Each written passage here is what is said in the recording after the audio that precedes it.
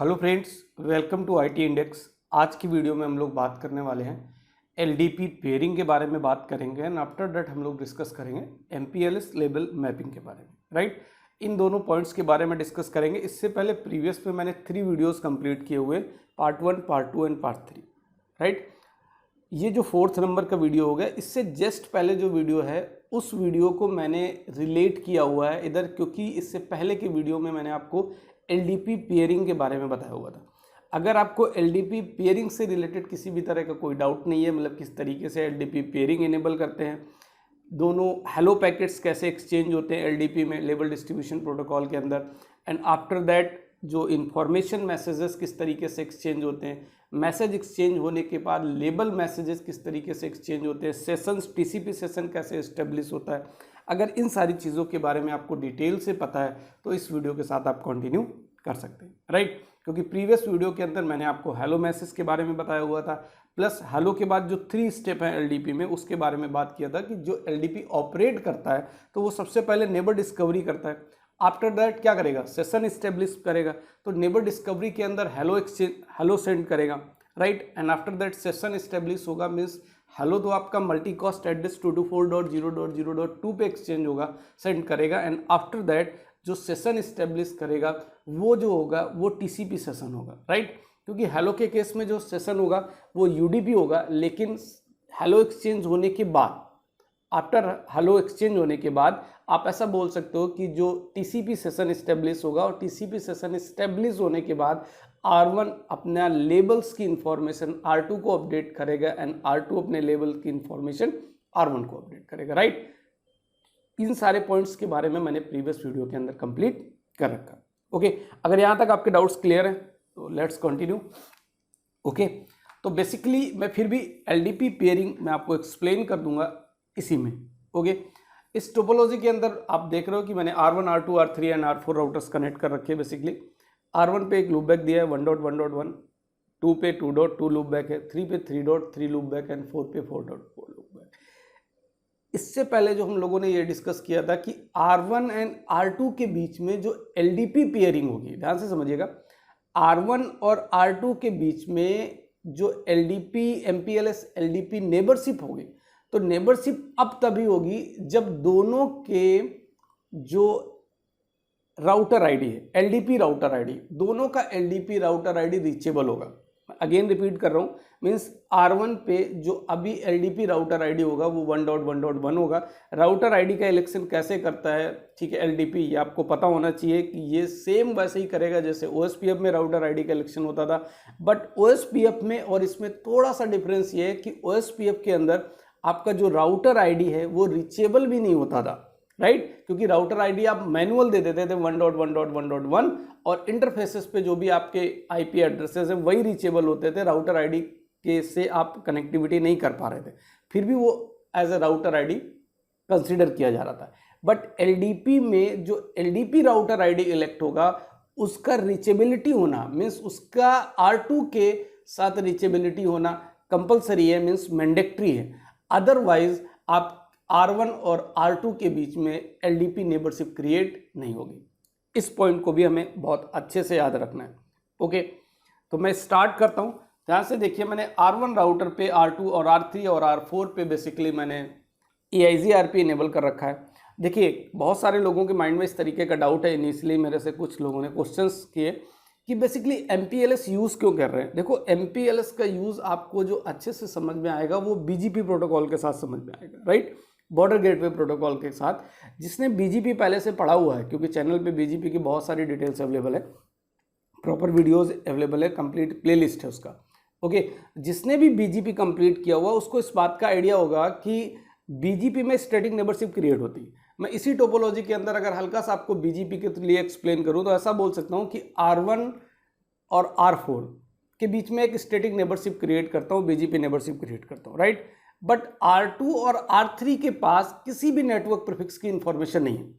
तो बीजीपी में हम लोग क्या करते थे, R1 और R4 के बीच में अगर मुझे कोई डेटा ट्रैफिक फॉरवर्ड करना है तो R1 से R4 के बीच में एक GRE टनल क्रिएट करनी पड़ती थी, बिकॉज R2 और R3 के पास नेटवर्क प्रीफिक्सेस की इंफॉर्मेशन नहीं हो रही थी।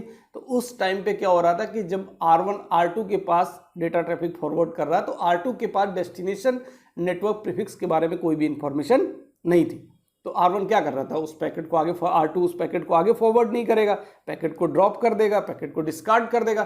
तो उस बेसिस पे हम लोग GRE टनल की हेल्प से R1 और R4 में क्या हो जाता था, डेटा ट्रैफिक को फॉरवर्ड कर लेते थे। क्लियर हो गई बात। लेकिन वो इसलिए नहीं हो पा रहा था क्योंकि R2 और R3 के पास नेटवर्क प्रीफिक्स की इंफॉर्मेशन नहीं है। बट MPLS में ये नेटवर्क प्रीफिक्स को चेक नहीं करता है, राइट। ये तो क्लियर है ना, क्योंकि MPLS के अंदर जो डेटा ट्रैफिक फॉरवर्ड होता है वो on the basis of label forward होगा। मीन्स आपका जो IP हेडर इंफॉर्मेशन है वो ओपन करने की जरूरत नहीं है डिवाइस को। डिवाइस केवल लेबल के बेसिस पे डेटा ट्रैफिक को अपने नेक्स्ट जो आपका LDP नेबर है उसको फॉरवर्ड कर देता है, राइट। इस केस में फिर BGP के केस में ये चीज़ काफ़ी आपके लिए एडवांटेजेबल है, राइट। तो क्लियर हो गई बात। फिर BGP को जब हम कंप्लीटली आपका MPLS के साथ लैब करेंगे, BGP के MPLS के साथ, आफ्टर दैट इन पॉइंट्स पे हम लोग डिस्कस करेंगे। बट बेसिकली मैंने आपको इतना सा बता दिया कि MPLS के केस में जो भी डेटा ट्रैफिक फॉरवर्ड होता है वो on the basis of level forward होता है। इसलिए अगर बीच के कुछ राउटर्स ऐसे हैं जिस पे नेटवर्क प्रीफिक्स की इंफॉर्मेशन प्रेजेंट नहीं भी है, फिर भी जो डेटा आपका जो डेटा ट्रैफिक है वो आगे फॉरवर्ड हो जाएगा on the basis of level. Okay, इतना पॉइंट क्लियर हो गया। आफ्टर दैट मैं R1 राउटर पे मैंने क्या क्या प्रोसेस कर रखी मैं आपको बताता हूँ। ये मेरा R1 राउटर है सपोज, ओके। R1 राउटर पे मैंने शो IP इंटरफेस ब्रीफ मैंने चलाई। देखिए मैं आपकी टोपोलॉजी आपको चेक करा रहा हूँ। मैंने एक इथरनेट 0x0 जो कि R2 के साथ कनेक्ट है उस पर एक IP दिया है 11.1.1.1 एंड लूपबैक 1.1.1, राइट। दो इंटरफेसेस है, एक लूपबैक है और एक फिजिकल इंटरफेस है, ओके। इस पर मैंने अभी जो राउटिंग कर रखी वो क्या कर रखी मैं आपको दिखाता हूँ। इस पर मैंने जो राउटिंग कर रखी है वो सो रन पाइप सेक्शन, राइट। देखिए तो मैंने क्या कर रखा है, EIGRP कॉन्फ़िगर कर रखा है। देखिए EIGRP में मैंने, अगर किसी को नहीं भी पता तो ये कमांड का मीनिंग क्या है मैं बता देता हूँ। नेटवर्क 0.0.0.0 का मतलब ये है कि R1 राउटर पे जितने भी डायरेक्टली कनेक्टेड इंटरफेस होंगे उस सभी को ये एडवर्टाइज कर देगा इंटरफेस के IP एड्रेस के अकॉर्डिंग। मुझे इंडिविजुअल सभी नेटवर्क्स को प्रोवाइड करने की ज़रूरत नहीं है, ओके। अभी भी अगर मैं कोई नया इंटरफेस ऐड करूँगा तो वो EIGRP में एडवर्टाइज हो जाएगा।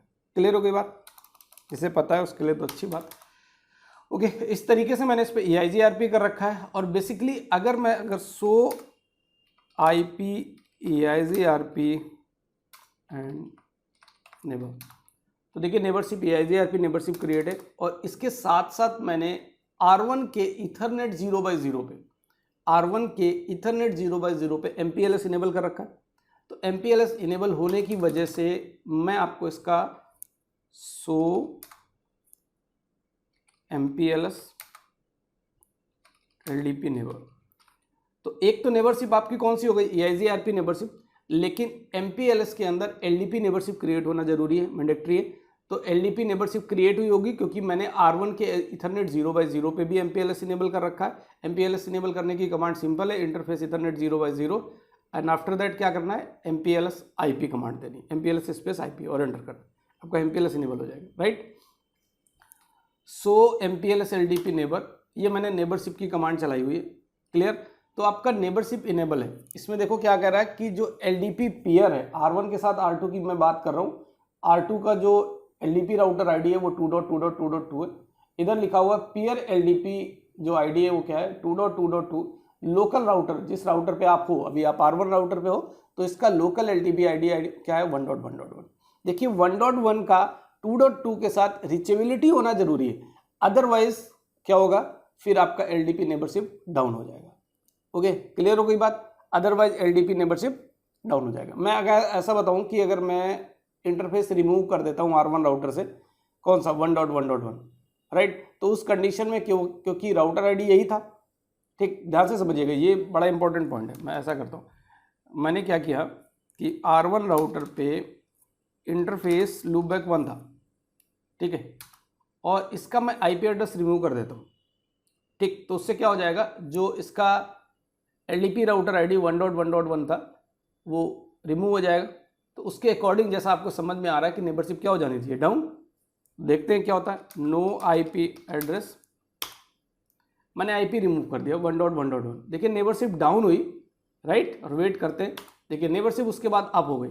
अब आपको ये समझ में आ रहा है कि पहले नेबरशिप डाउन हुई और फिर नेबरशिप अप हो गई। इट मीन्स इसका मतलब ये हुआ कि आपका अगर एलडीपी राउटर आईडी जो भी इलेक्ट हुआ है वो अगर किसी भी तरह से वो इंटरफेस डाउन हो जाता है, मान लेते हैं एक राउटर पे मल्टीपल इंटरफेस है, उसमें से कोई एक इंटरफेस इलेक्ट हुआ है as a LDP router ID, और अगर वो इंटरफेस डाउन हो जाता है फिर भी एलडीपी नेबरशिप क्या होगी, रीसेट होगी। Means LDP neighbourship again up हो जाएगी। मीन्स जो बाकी बचे हुए इंटरफेसेस हैं उसमें से जो भी इंटरफेस क्या बन जाएगा, उसमें से कोई एक इंटरफेस बन जाएगा एलडीपी राउटर आईडी। क्लियर हो गई बात। तो इस बात को समझना यह है कि अगर आपसे ये क्वेश्चन पूछा जाता है कि जो मेरा नेबर राउटर है उस पर जो एलडीपी राउटर आईडी है अगर उसकी रीचेबिलिटी नहीं है, सपोज वो लिंक डाउन हो जाता है, जिस इंटरफेस जो इंटरफेस एलडीपी राउटर आईडी बना हुआ वो लिंक डाउन हो जाता है, तो क्या नेबरशिप डाउन होगी? यस, नेबरशिप डाउन होगी, बट नेबरशिप अगेन अप हो जाएगी। एलडीपी नेबरशिप वो आपको सामने दिख रहा है, पहले नेबरशिप क्या हुई, down, and after that neighbourship क्या हुई, अप हो गई। इसलिए नेबरशिप अप हो गई क्योंकि इसने क्या किया, जो दूसरा इंटरफेस, दूसरा कोई एड्रेस है उसको as a router ID elect कर लिया, और इलेक्ट करने के बाद फाइनली क्या हुआ, एलडीपी नेबरशिप अप हो गई। मैं चेक कराता हूँ आपको कैसे इलेक्ट किया। तो मैं 100 MPLS एलडीपी नेबर क्रिएट करता हूँ। देखिए क्लियर हो गई बात।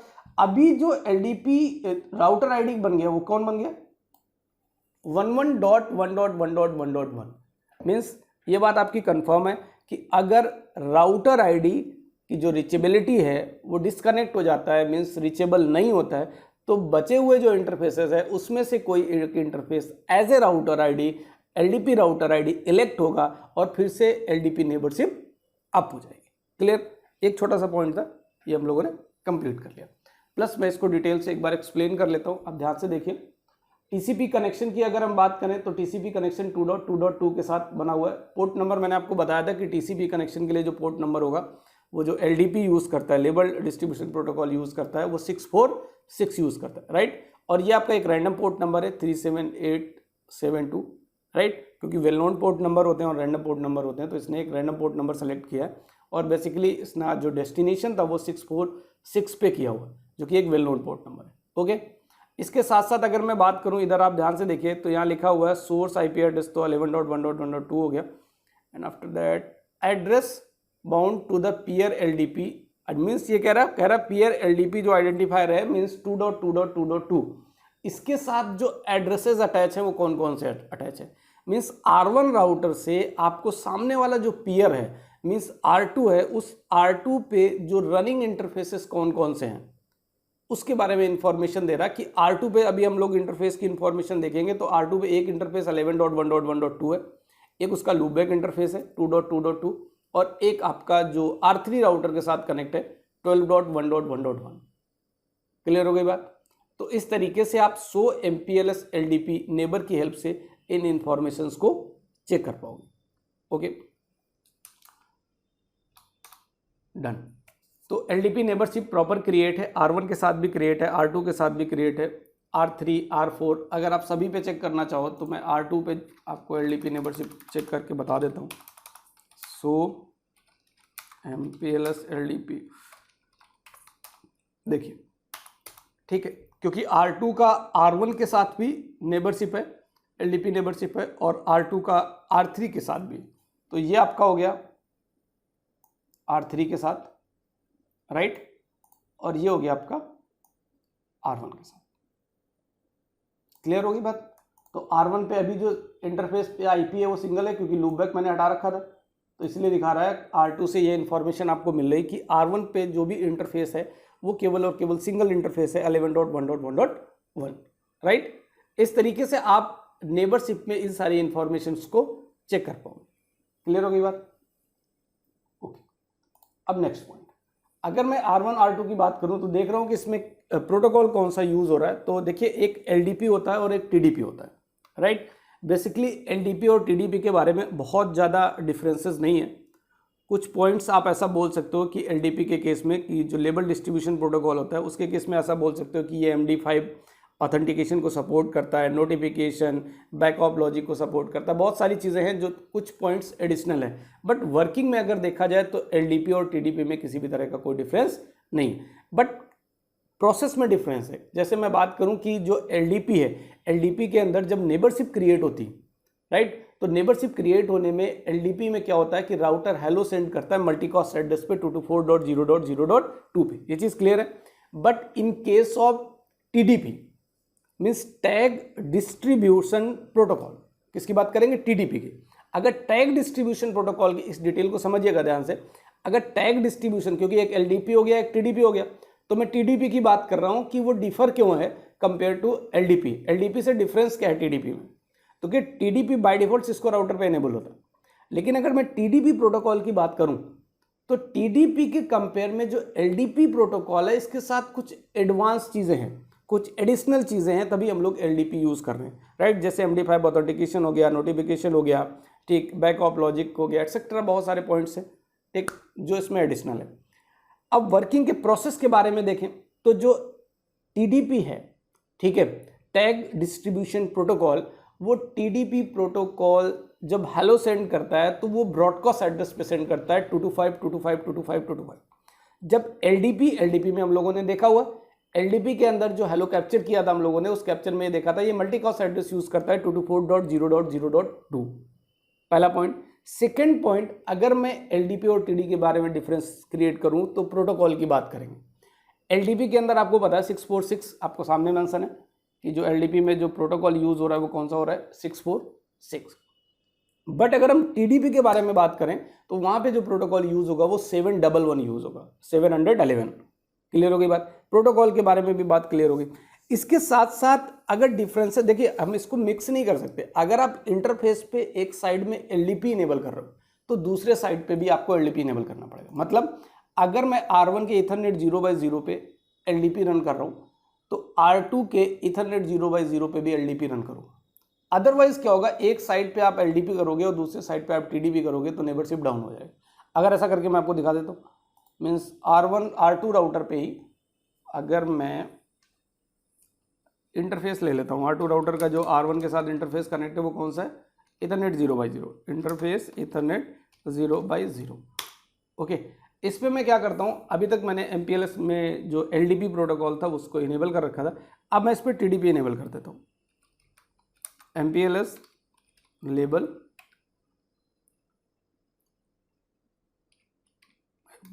Protocol, right, protocol TDP and मैंने क्या किया हुआ, MPLS लेबल प्रोटोकॉल TDP, मैंने ईथरनेट 0/0 पे TDP इनेबल कर दिया तो नेबरशिप क्या हो गई, डाउन हो गई। मीन्स आप मिक्स नहीं कर सकते, आप ऐसा नहीं कर सकते कि एक साइड में आप TDP रन कराओ, LDP रन कराओ और दूसरे साइड में आप TDP रन कराओ। मीन्स बोथ साइड, मीन्स अगर कनेक्टिविटी जो है आपका लिंक पे नेबरशिप अगर आप क्रिएट कर रहे हो तो दोनों ही साइड में आपका LDP होना चाहिए या दोनों ही साइड में आपका TDP होना चाहिए। ओके, क्लियर हो गई बात। तो इस तरीके से देखो नेबरशिप डाउन हो गई है बेसिकली। अगर हम बात करें तो देखिए नेबरशिप डाउन है, किसी भी तरह का रीसेट नहीं हुई, परमानेंट डाउन है आपका नेबरशिप, राइट। तो इसके लिए आपको क्या करना पड़ेगा, फिर LDP इनेबल करना पड़ेगा। क्लियर हो गई बात। तो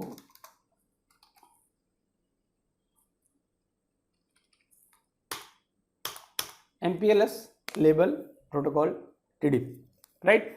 इस तरीके से अगर बात करें तो TDP और LDP में आपको डिफरेंसेस भी पता चल गए और डिफरेंसेस के साथ साथ आपको ये भी पता चल गया कि इनको आप इंटरफेस पे बोथ साइड अगर आप नेबरशिप क्रिएट करो तो दोनों साइड या तो TDP होना चाहिए या दोनों साइड आपका LDP होना चाहिए, राइट। क्लियर हो गई बात। और बहुत सारे टर्म्स हैं, धीरे धीरे कुछ पॉइंट्स और आएंगे, उनको हम आगे ऐड करते हुए जाएंगे, ठीक है। तो इस तरीके से हम लोग नेबरशिप की बात तो हम लोगों ने डिटेल से डिस्कस कर ली। प्लस एक छोटा सा पॉइंट्स और बता दूं आपको कि अगर R1 की बात करें तो हम लोगों ने FIP की बात की थी, ठीक, फॉरवर्डिंग इन्फॉर्मेशन बेस। तो देखिए सबसे पहले क्या होता है कि जो भी 3 स्टेप्स है, मतलब R1 ने 3 स्टेप फॉलो किए। अगर आप MPLS इनेबल करोगे तो R1 क्या करेगा, first of all 3 step follow करेगा। पहला क्या करेगा, नेबर डिस्कवरी करेगा, that's it, means hello send करेगा और नेबरशिप क्रिएट करेगा। नेबर डिस्कवरी के बाद सेशन क्रिएट होगा, मीन्स TCP सेशन बनेगा विद पोर्ट नंबर 646। क्लियर हो गई बात। TCP सेशन बनने के बाद फिर लेबल एक्सचेंज होंगे।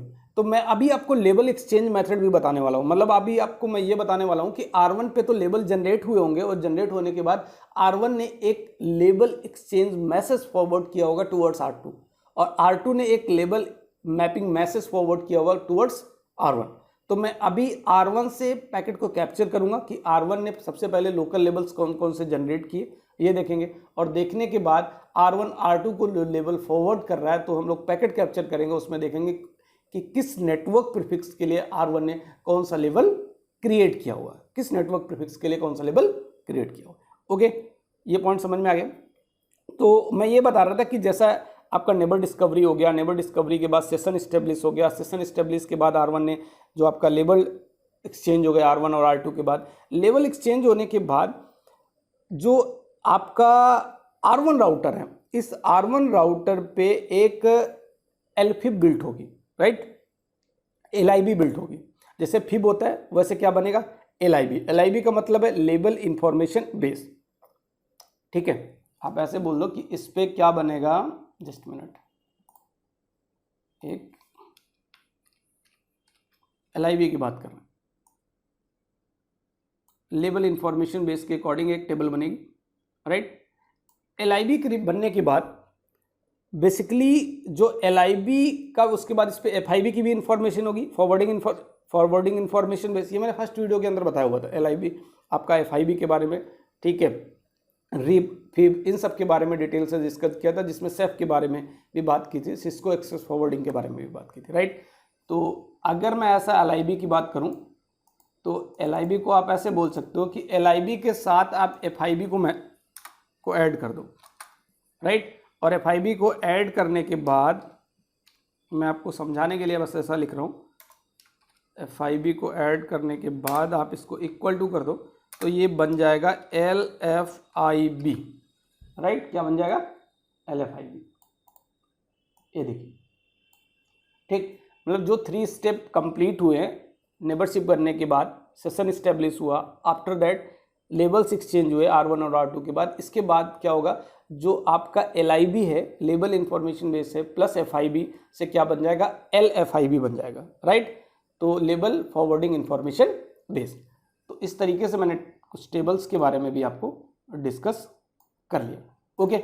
अब हम नेक्स्ट पॉइंट पे कंटिन्यू करते हैं, वो बात करते हैं MPLS लेबल मैपिंग के बारे में। मतलब R1 पे जो नेटवर्क प्रीफिक्स 2.2.2 है, 12.1.1.0 है, 3.3.3, 13 नेटवर्क एंड 4.4.4, R1 ने इन सभी के लिए अपने पास, ये सारे नेटवर्क प्रीफिक्सेस हैं और ये सभी नेटवर्क प्रीफिक्स की इंफॉर्मेशन R1 पे प्रेजेंट होगी। तो R1 राउटर क्या करेगा, क्योंकि R1 राउटर पे आपने MPLS इस इंटरफेस इथरनेट 0x0 पे क्या इनेबल कर रखा है, MPLS इनेबल कर रखा है, तो R1 सभी प्रीफिक्सेस के लिए एक लोकल लेवल जनरेट करेगा। ये बात प्रीवियस वीडियो के अंदर डिस्कस कर चुके थे कि किस तरीके से लोकल लेवल जनरेट होते हैं, राइट। R1 इन सभी नेटवर्क प्रीफिक्सेस के लिए, जो भी डायरेक्टली कनेक्टेड नेटवर्क प्रीफिक्स है इनको छोड़ देगा, क्योंकि इसके बारे में भी मैंने बात की थी कि डायरेक्टली कनेक्टेड नेटवर्क प्रीफिक्सेस के केस में उसके लिए जो लेबल जनरेट करता है वो क्या करेगा, इम्प्लिसिट नल करेगा। मतलब अगर लेबल नंबर की बात करो तो वो 3 होगा, लेकिन इम्प्लिसिट नल होगा, मतलब डायरेक्टली कनेक्टेड अगर नेटवर्क है तो उसके लिए लेबल्स की बात नहीं होगी। क्लियर हो गई बात। अभी डिटेलिंग कर रहा हूं मैं, उसके बारे में डिटेल आपको बता रहा हूं। तो इतना समय कहना चाह रहा हूं कि R1 राउटर पे लोकल लेबल्स जनरेट होंगे इन सभी नेटवर्क प्रीफिक्सेस के लिए। ऐसे ही R2 पे भी लोकल लेबल जनरेट होंगे, R3 पे लोकल लेबल जनरेट होंगे और R4 पे भी लोकल लेबल जनरेट होंगे, राइट।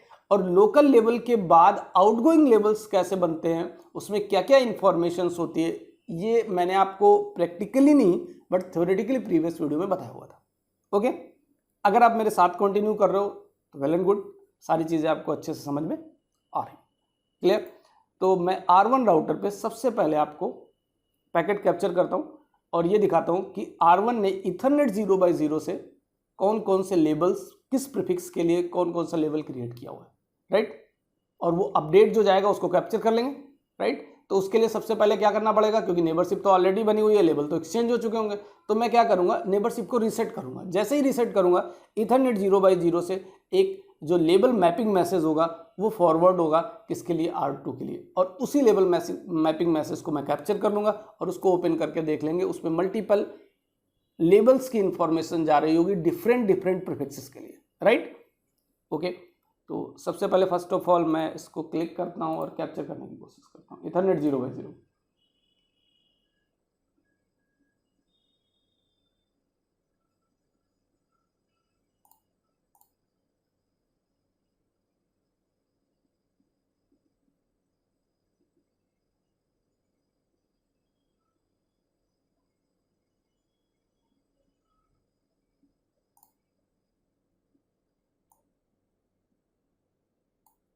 देखिएगा अभी मैं इसमें प्रॉपर आपको 1 बाय 1 डिस्कस कर लूँगा।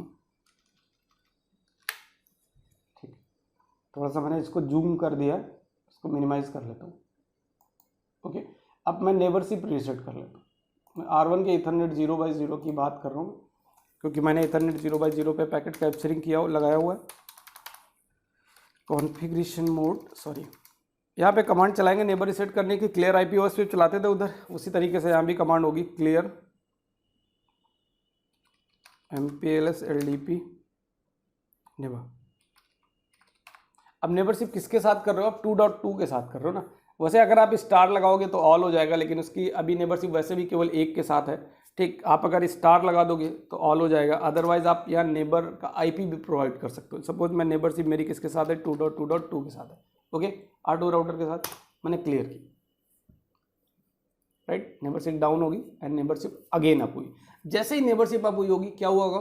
ये सारी प्रोसेस हुई होगी, अगेन हेलो एक्सचेंज हुआ, हेलो सेंड हुए होंगे। हेलो के बाद क्या हुआ? TCP सेशन क्रिएट हुआ होगा, आफ्टर दैट नोटिफिकेशन मैसेज गए होंगे, उसके बाद लेवल एक्सचेंज मैपिंग जो मैसेजेस है वो एक्सचेंज हुए होंगे, राइट। तो देखते हैं,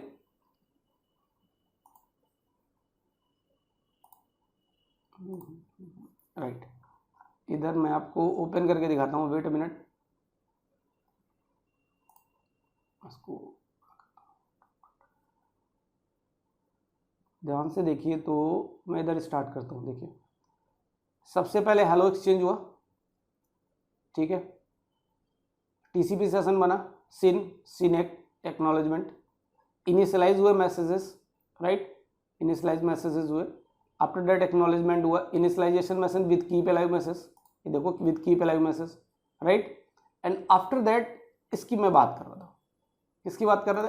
इसकी बात कर रहे थे 11.1.1 से एक 2.2.2 के लिए। देखो 11.1.1 इसलिए दिखा रहा है क्योंकि मैंने ध्यान होगा लूप बैक रिमूव कर रखा है R1 से। तो जो नेबरशिप क्रिएट हो गई थी वो किसके साथ क्रिएट हो गई थी? 11.1.1.1 के साथ, क्योंकि वही एक इंटरफेस ऐसा था जो बचा हुआ था, वो एज इलेक्ट हो गया था LDP राउटर आईडी। क्लियर हो गई बात आपकी?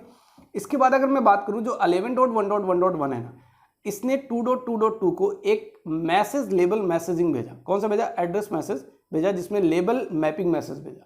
और इसी लेबल मैपिंग मैसेज के अंदर इसने सभी नेटवर्क प्रीफिक्सेस जो है सभी के लिए अलग अलग लेबल नंबर्स जनरेट किए होंगे, राइट। ओपन करके देखते हैं इसको, राइट। ध्यान से देखिएगा, बहुत अच्छे से पॉइंट समझ में आएंगे, क्योंकि आपको कैप्चर करके मैं बता रहा हूं इसलिए क्योंकि आपको पता होना चाहिए कि लेबल्स कौन कौन से जनरेट किए।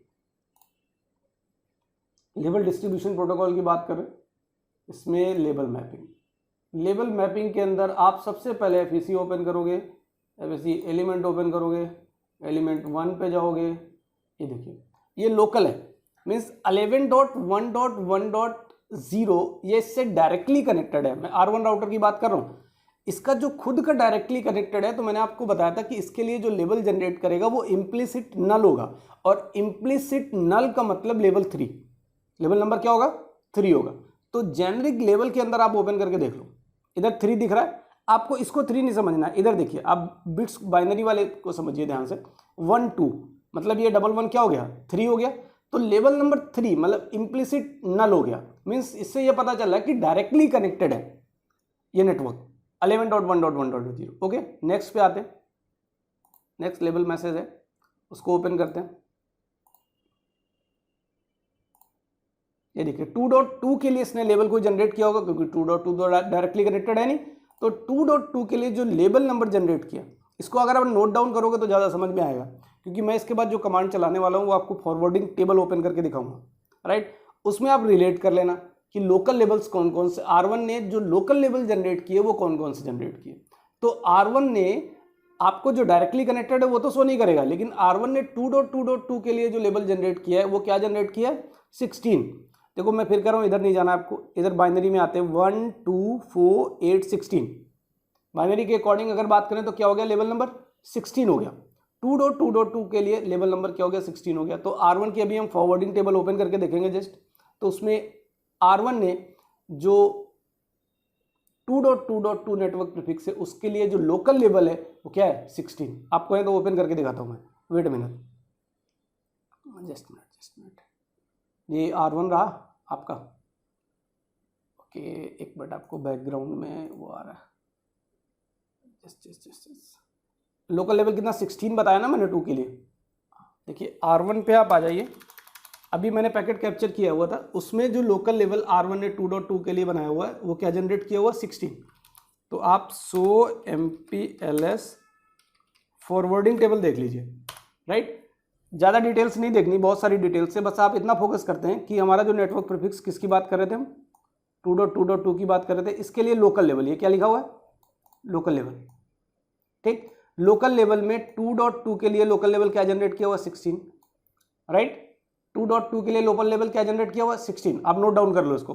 और उसके लिए 3.3 के लिए लोकल लेवल क्या है, 18, ये भी नोट डाउन कर लो। 4.4 के लिए लोकल लेवल क्या है, 20। और 13.1.0 नेटवर्क के लिए लोकल लेवल क्या है, 19। ये सारे लेवल्स मैं आपको भी मैसेजेस के अंदर ओपन करके दिखा रहा हूँ, राइट। इसको मैं मिनिमाइज कर देता हूँ and then wait, okay right. तो 2.2 के लिए लोकल लेवल कितना हो गया, 16 हो गया। 16 के बाद अगर मैं बात करूँ, अगर आपने नोट की होगी तो आपको समझ में आ जाएगी बात। तो राइट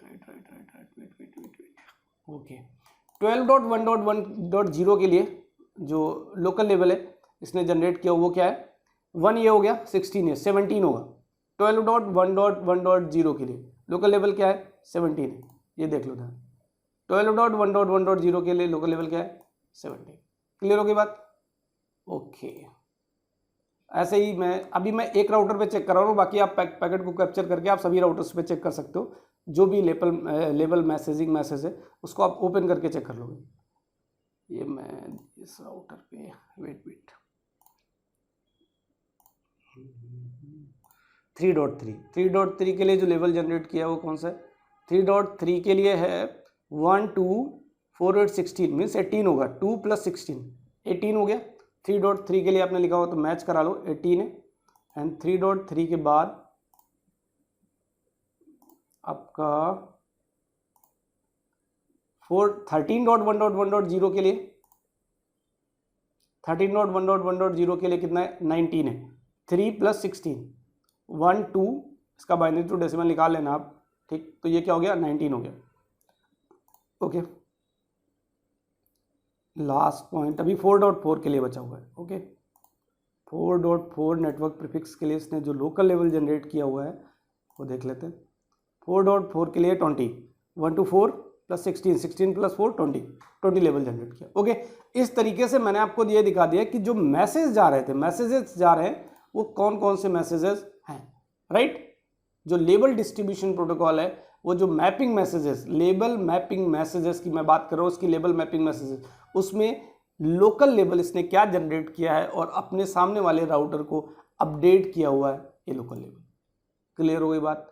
इस तरीके से मैं सभी राउटर्स पे जाके राउटर ने जो जो लोकल लेवल जनरेट किए, पहले आप पैकेट को कैप्चर कर लो और उसके बाद with help of this command means with help of so MPLS forwarding table command की हेल्प से आप लोकल लेवल्स की इंफॉर्मेशन को मैच कर सकते हो। देखिए बाकियों के लिए मैं आपको डिटेलिंग अभी बता रहा हूँ, लेकिन मैंने लोकल लेवल्स आपको बता दिया कि हर राउटर हर नेटवर्क प्रीफिक्स के लिए लोकल लेवल जनरेट करेगा। लेकिन मैंने एक चीज़ और बताई थी इनिशियल शुरुआत वाले वीडियो में कि देखिए राउटर जिसके पास जितने भी नेटवर्क प्रीफिक्स होंगे सभी के लिए लेवल नंबर जनरेट करेगा, लेकिन सभी के लिए अलग अलग लेवल नंबर जनरेट करेगा एक राउटर पे।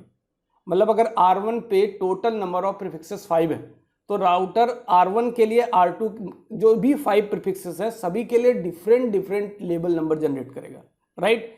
बट R2 राउटर भी R1 राउटर पे तो लेवल नंबर क्या हो जाएंगे, डिफरेंट होंगे, पर डिवाइस अगर चेंज होता है तो लेवल नंबर आपका मैच कर सकता है।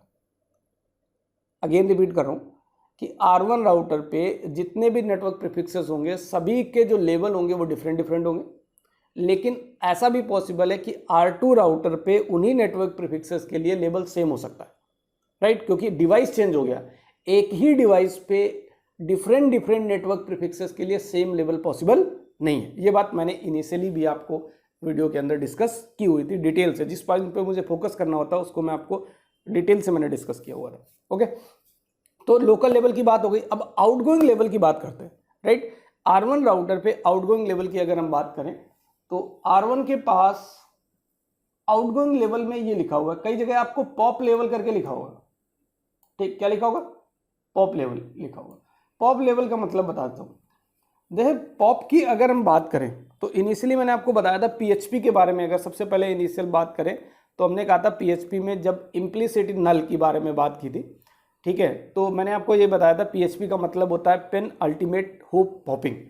तो पॉप का मतलब क्या है, पॉपिंग का मतलब ये है बेसिकली कि आप ऐसा समझ लो कि एक प्रोसेस है पॉप, ठीक है, this is the process of label exit. आप ये लाइन बोल सकते हो, लेबल से बाहर आने की प्रोसेस।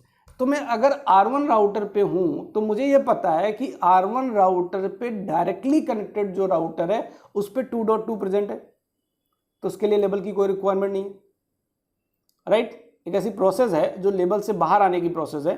तो R1 राउटर पे डायरेक्टली कनेक्टेड राउटर जो R2 है उस पे ये नेटवर्क प्रेजेंट है, और R1 राउटर पे जो डायरेक्टली कनेक्टेड है उस पे ये लेवल प्रेजेंट है। तो इसके लिए आउटगोइंग लेवल कोई नहीं, आउटगोइंग लेवल कोई भी नहीं। तो अभी आप पॉप का मतलब इतना समझो कि लेवल का एग्जिट पॉइंट, लेवल्स का एग्जिट पॉइंट, क्योंकि भाई लेवल के बेसिस पे एमपीएलएस में स्वैपिंग हो रही है ना, लेकिन ऐसी भी तो पोजीशन आएगी जहां पे डेस्टिनेशन नेटवर्क आने वाला है। भाई लेवल के डेस्टिनेशन नेटवर्क आने वाला है तो वहां पे क्या होगा, वहां पे ये भी तो बताया जाएगा कि अब लेवल को एग्जिट करना है। ये प्रोसेस ये बताती है कि लेवल से एग्जिट होना है। तो एग्जिट होने के मतलब जो डेस्टिनेशन नेटवर्क प्रीफिक्स है उसके लिए राउटर क्या करेगा, आईपी हेडर इंफॉर्मेशन ओपन करके देखेगा, और अगर आईपी हेडर इंफॉर्मेशन मैच कर जाती है तो पैकेट उसको डिलीवर हो जाएगा। क्लियर होगी बात? ओके, तो ये आउटगोइंग लेवल अगर मैं आपको समझाना चाहूँ वो कैसे समझा सकता हूँ, वो मैं इस तरीके से बता सकता हूँ। यस, आपको क्या करना है, ये नोट डाउन कर लेना, ठीक। इसके लोकल लेवल नोट डाउन कर लेने, R1 के लोकल लेवल नोट डाउन कर लेने। आपको नोट करना है कि 2.2 के लिए लोकल लेवल क्या होगा, 12.1 के लिए लोकल लेवल क्या होगा, ये सारी चीज़ें। अब R2 राउटर पे आ जाइए तो मैं आपको आउटगोइंग लेवल के बारे में थोड़ा सा बता सकता हूँ टेबल की हेल्प से, फॉरवर्डिंग टेबल की हेल्प से, राइट। तो इस पर मैं आपका शो MPLS LDP, ठीक, show MPLS LDP, sorry forwarding table check कर, show MPLS forwarding table check कर ली, राइट। फॉरवर्डिंग टेबल में देखो, अब आप लोकल लेवल देखो, इधर लोकल लेवल क्या है, 3.3 के लिए लोकल लेवल क्या है, 17 है। इसका मतलब 3.3 के लिए लोकल लेवल 17 है, तो ये इसने अपडेट किया होगा, ये इसने अपडेट किया होगा, लोकल लेवल जनरेट किया और उसके बाद क्या किया, अपडेट किया। तो R1 के लिए जो आउटगोइंग लेवल होगा 3.3 के लिए वो क्या होगा, 17 होना चाहिए। मैं अगर रिपीट कर रहा हूँ, R2 राउटर पे लोकल लेवल क्या है, 17, किसके लिए, 3.3.3 के लिए, इसके लिए, राइट। और ये जब R2 ने R1 को जो लेवल मैपिंग मैसेज एक्सचेंज किया उसमें ये इंफॉर्मेशन दी है कि मैंने 3.3 का जो मेरे पास लोकल लेवल है वो 17 है। इसका मतलब R1 अपनी आउटगोइंग टेबल में, टेबल के अंदर आउटगोइंग में जो लेवल रखेगा 3.3 के लिए वो कितना रखेगा, 17 रखेगा। तो R1 पे आ जाते हैं, 3.3 के लिए लेवल क्या है, आउटगोइंग लेवल, मैं बात कर रहा हूँ आउटगोइंग लेवल की, आउटगोइंग लेवल क्या है, 17। डन हो गई बात, आगे आ जाते हैं R2 राउटर पे। R2 राउटर पे 4.4.4 के लिए R2 राउटर ने जो लोकल लेवल जनरेट किया वो क्या है, 90, राइट। इसका मतलब जो R1 राउटर है इसको मैसेज किया कि मेरे तक, मतलब R2 ने बताया कि मेरे पास 4.4.4 पे जाने के लिए जो लोकल लेवल प्रेजेंट है R2 के पास, वो 4.4 पे जाने के लिए कितना है, 19।